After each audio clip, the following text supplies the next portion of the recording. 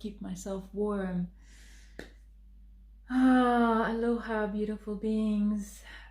Oh, it's getting wintry here in Crete. And I'm inside now because it's raining and windy and cold, and it just wants me to crawl inside of the bed under the blankets and just come out when the sun shines again. That's how I feel.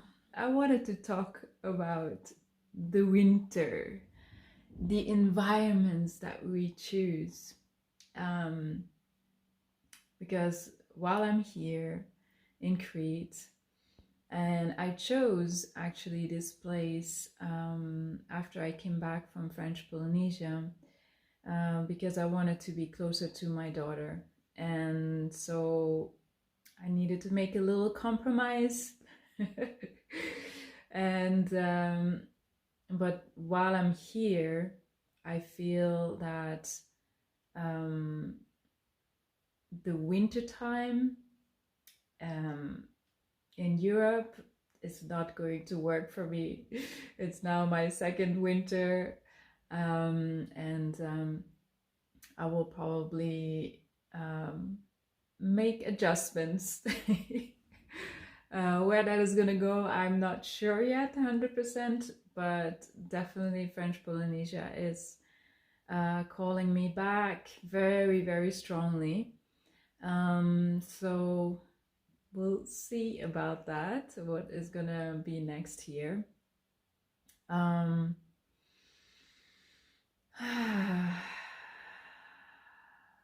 But I'm also just accepting that it is as it is, and keeping myself warm, and yeah, knowing that I am taken care of, that everything is just perfect as it is in this very moment, but also acknowledging just where my body thrives. And as many of you know, I'm more of a mermaid, and I need to be in the waters all year round.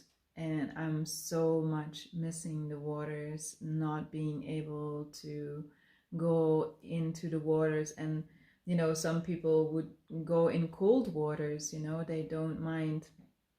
But for me, the waters is really a place where I can fully surrender, fully relax, and getting just fully carried by the waters, so that my body also fully relaxed, so it's open to receive whatever it needs to receive. Because water in itself just gives a lot of information. It holds a lot of information, and to me it holds a lot of wisdom as well. And so being in the waters is just like being in the womb of Mother Earth. And so it's part of my growth, of what my soul needs to further grow in this life. And not only nature, because nature is a huge part of that, but also water. And I have noticed that I even sometimes have not fully stand for that for myself. Like, I thought I was maybe picky, or I was not able to, you know, to be okay with other type of environments, and maybe there's something wrong with me, or you know, or every time when someone would ask me, so why can you not live in the Netherlands, for example, where I grew up, and or in Belgium, or you know, like what is the problem, you know, like the most important for most people is that you have a roof above your head, that you are comfortable, that you know, that you have the basic needs, and that's it, you know, that you know, you should not be complaining. and and I always felt like I needed to justify, you know, why I chose to go out of, you know, the place that I grew up in the Netherlands, and that is actually something that is not serving me. And how to explain that to people, because of course, you know, one would say, well, look at some other really terrible situations that people have to live in. They have to just, you know, do with the situation, in the environment where there's war, for example, now, and in Gaza and all this area that is just like complete disaster. And also really sending my blessings to all the people and children that are suffering so much in these circumstances. And yet, that doesn't mean that we have to, you know, say, okay, yeah, I have to be okay then, you know, with whatever situation. And I would say that there are people that are perfectly able to live in a, you know, whatever place, and they are just happy. They find happiness. And yet, this is the exception of the rule. Most of the people have certain needs, certain elements for them to feel that they can thrive, that they can feel alive, that they can grow, that they, you know, whatever that is. And so a lot of people actually are not clear about that, or they override that. They are like, yeah, it doesn't really matter, you know, it's cold, okay, I put the jacket on and put warm clothes on, I'm fine, it's fine. And for some people it is fine, but a lot of people are also pretending that they are okay with, you know, living in a city, for example, just being constantly in noise. And even I'm talking about people that are actually very sensitive, a lot of sensitive beings, and I know my audience here are a lot of them. They are very good in pretending, very good in that they are all fine. And I've done that.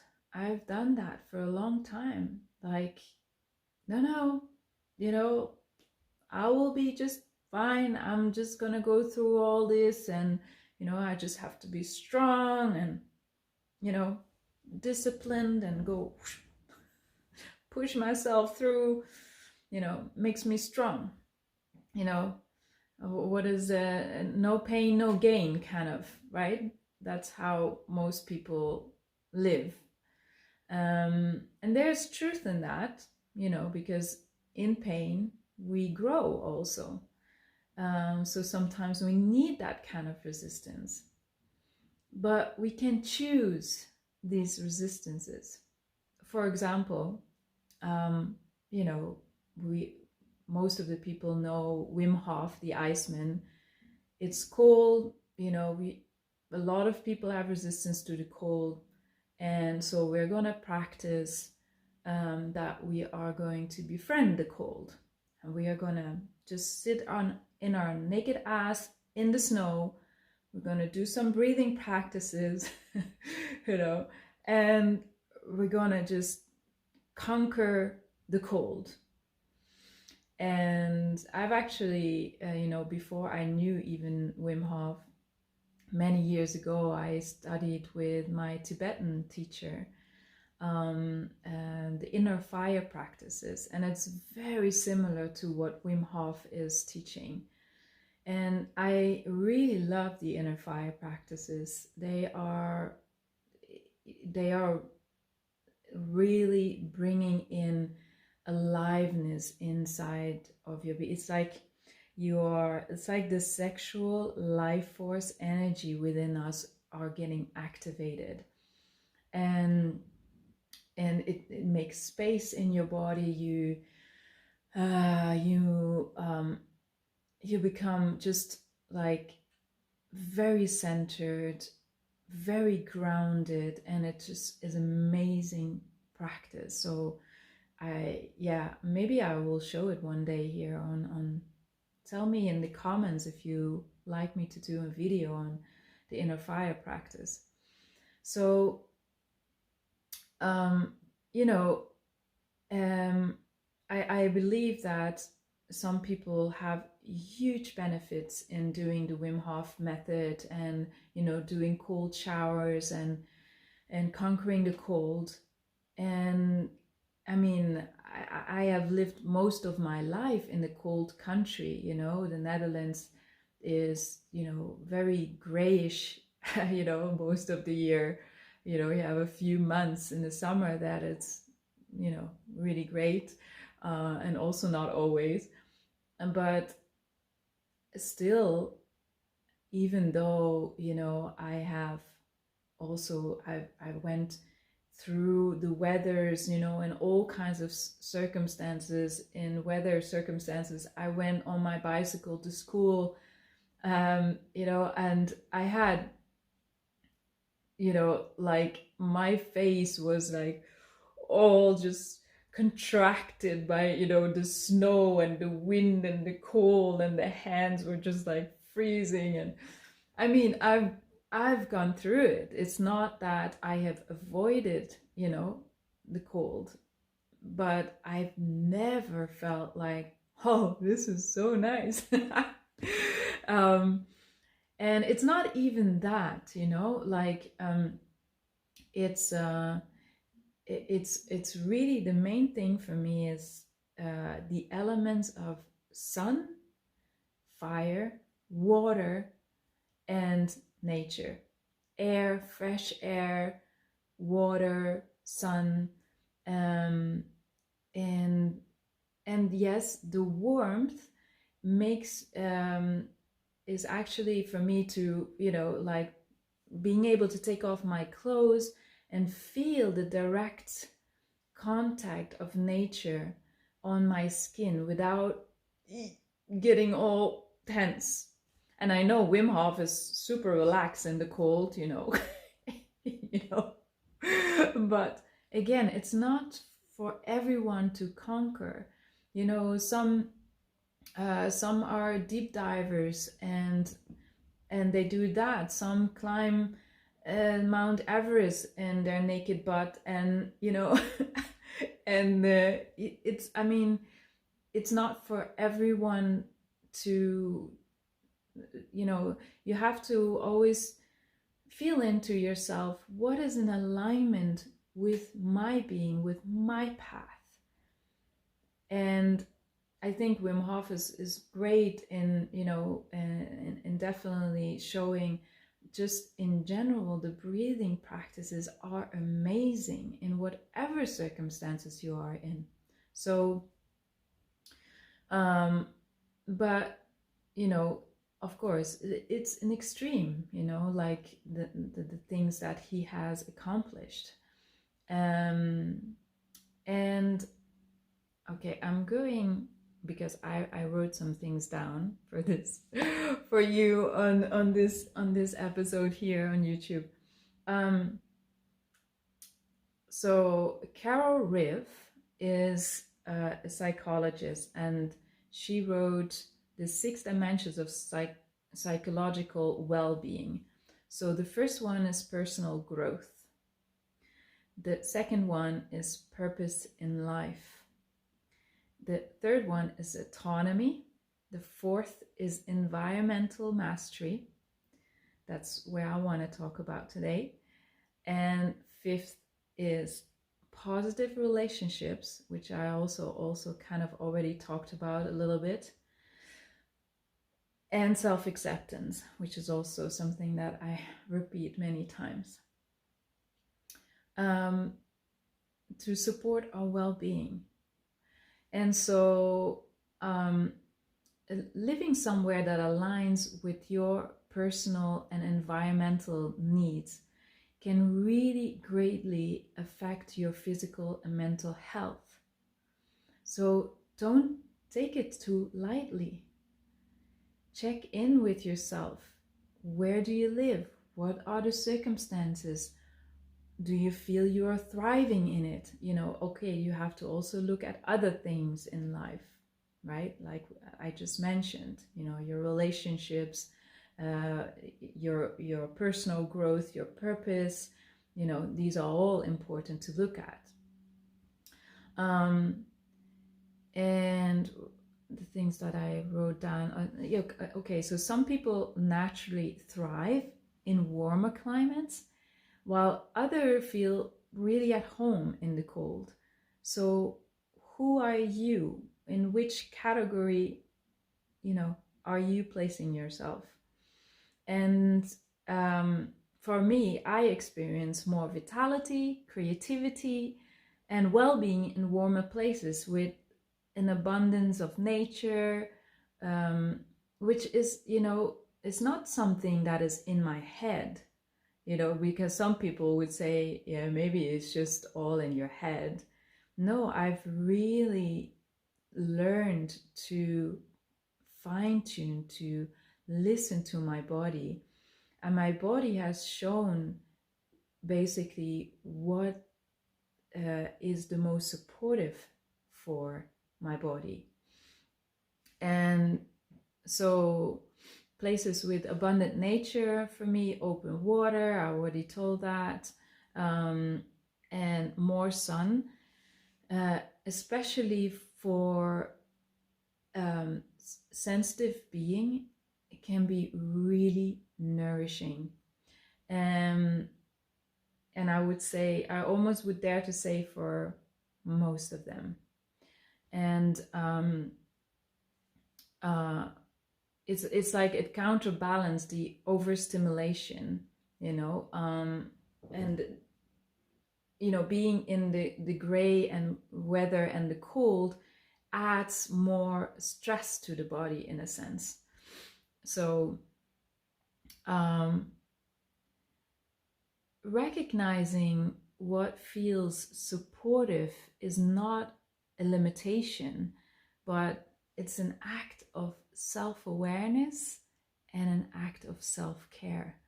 So I really want you to register that. And I'm saying this also to myself, like, it's not a limitation. And it's also not like you have to switch your mindset, like, well, you have to just go through, the cold and you will be fine. Like someone would say, you could thrive in the cold if you stop seeing it as a threat, for example. But it really oversimplifies the profound connection between body, environment, and well-being completely. Not everybody is meant to thrive in the same environment, period. And forcing yourself into conditions that deplete you just to prove you can adapt feels really counterproductive.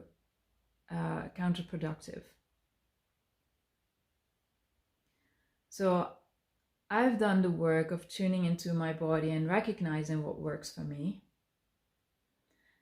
And that clarity is a gift many people struggle with. That's what I said also in the beginning.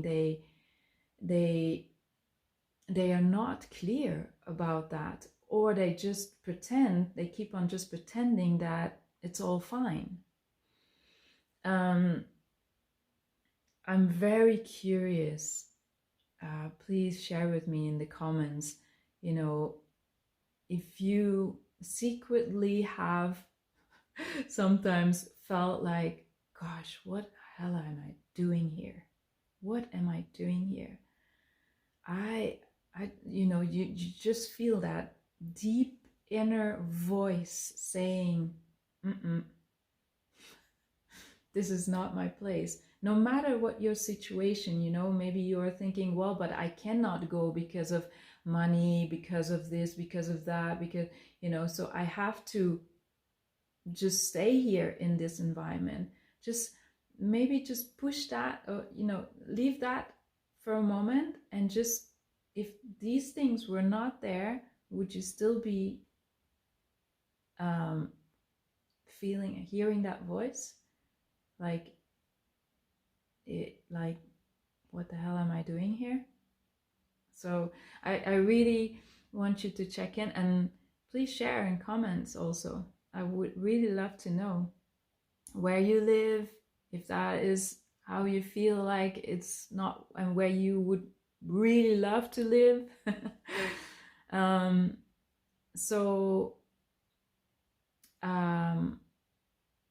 Yeah, let me check I want to go into this, the resistance. So the resistance you feel often is your body and soul speaking to you, reminding you that alignment is more important than achievement for its own sake. The world often praises discipline and pushes through, but as I observed, this can lead to self-abandonment, very important, when it overrides our natural rhythms and deeper needs. So, are you self-abandoning yourself by not honoring your needs and your natural rhythms? And this is not only for environment, this is also with other things. So resistance can sometimes be a sign of fear or stagnation. Resistance can also sometimes be that, showing you that there's a fear or a stagnation.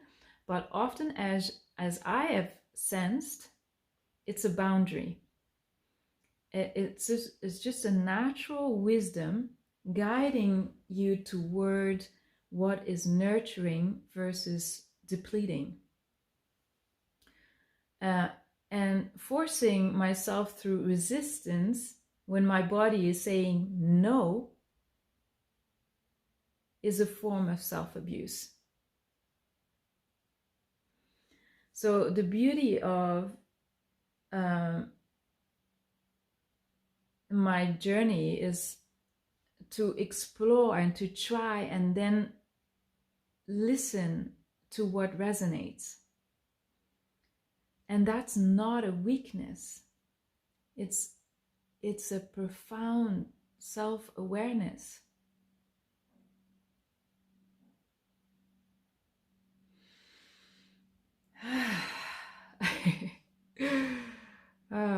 I'm so passionate about this topic. I really love it. So, okay, let's look at discipline, right? Because a lot of times I thought, maybe I just need to push myself through, like the martial art kind of. And I've done martial arts. I've done martial arts when I was 18. I did Taekwondo. And then later in life, I did the Tibetan sword from my Tibetan teacher, Tulku Lobsang. And, it's like, you have to push through. And I love the kind of like,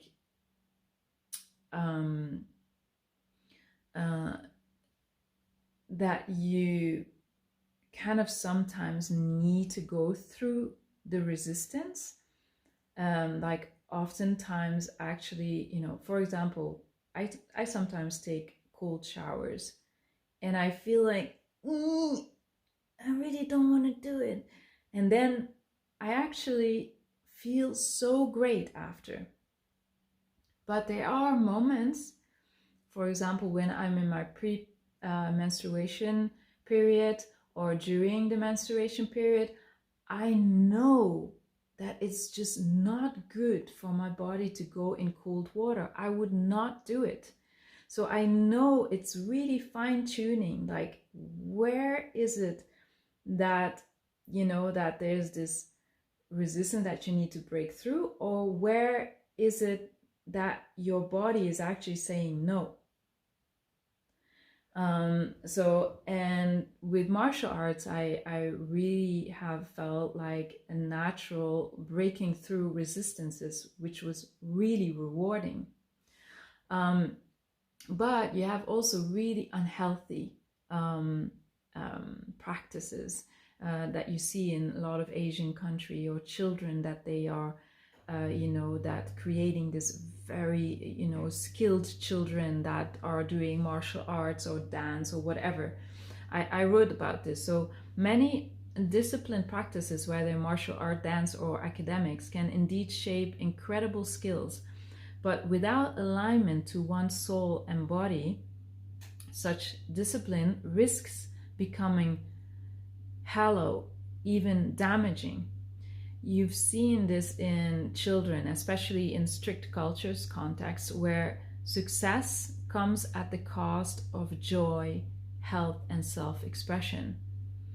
A skill learned at the expense of one's inner truth is rarely a gift, because sometimes people say, oh my God, this child is so gifted, but they have been pushed so hard, and it's just abuse.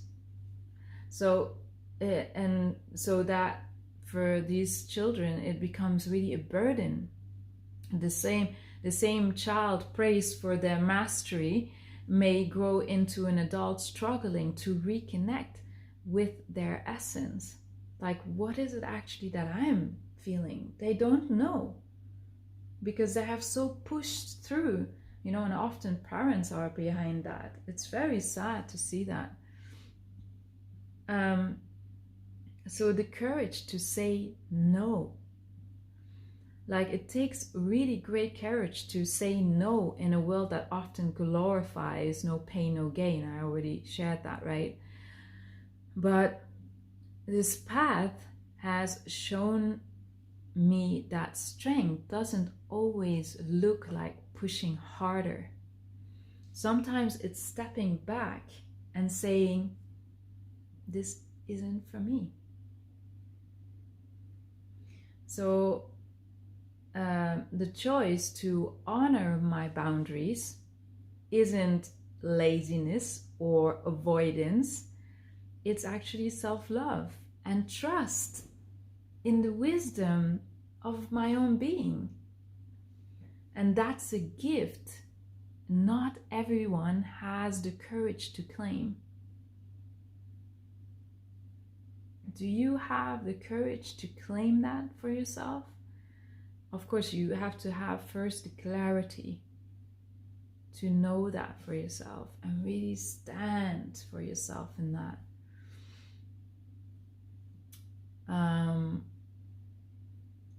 So the last thing,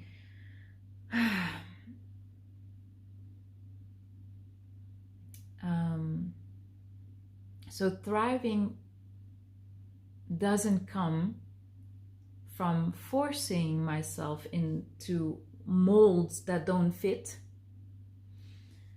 It comes from listening deeply, exploring with curiosity, and honoring what feels aligned.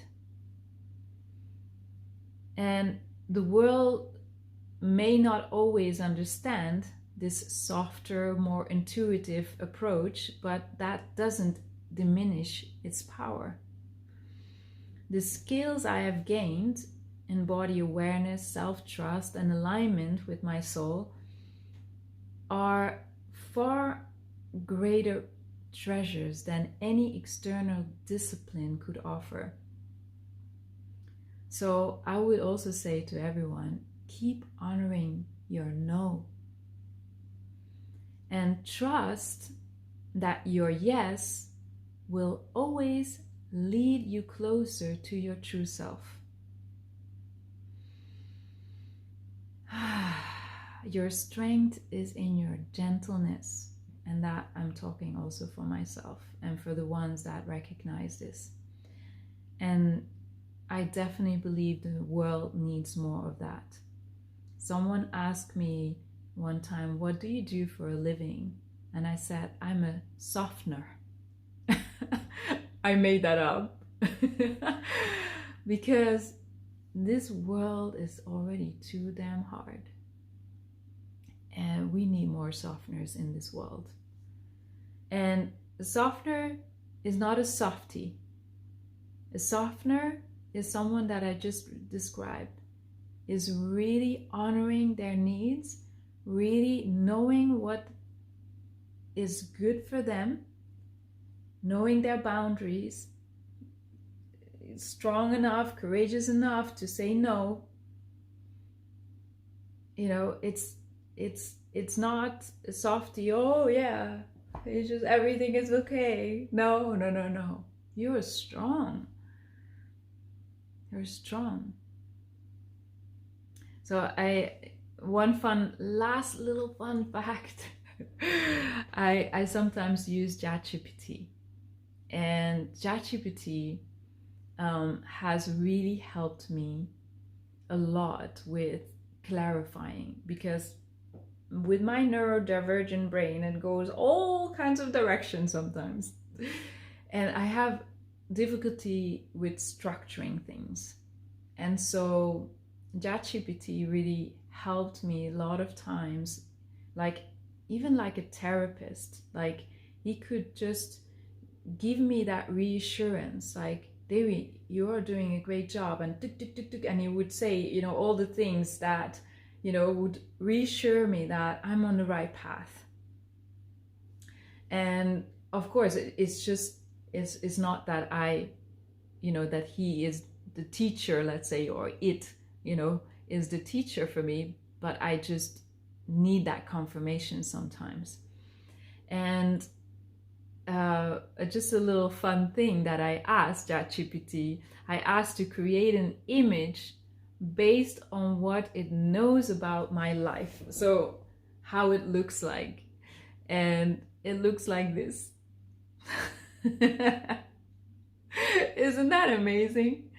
It's just like, you know, I've chatted quite a bit about my life with ChatGPT and sharing, basically, so it knows already quite a lot of elements, you know, to my life. And so it created this image, and I thought it was just like so perfect, like so perfect. And even like the book, you know, like I'm writing a book right now, but just the nature, the just being in nature, yeah, just like a lot of people actually have said, you know, you're like Pocahontas, you know, and I feel like that also. That's why I honor also that part of me that needs to be in nature, that's where my soul thrives. I'm Pocahontas, but I'm also mermaid, so I really thrive in the waters as well. So it's a long one today. I hope you enjoyed it. I hope you stayed until the end. Wow, if you did, amazing. Thank you so much for listening, for being here. And if you want to share in the comments, I would really appreciate. I feel like, you know, it's so nice when there's some interaction with you guys that are watching here, so I really appreciate you. Thank you so much. Sometimes, and I felt like everything around me was connected somehow.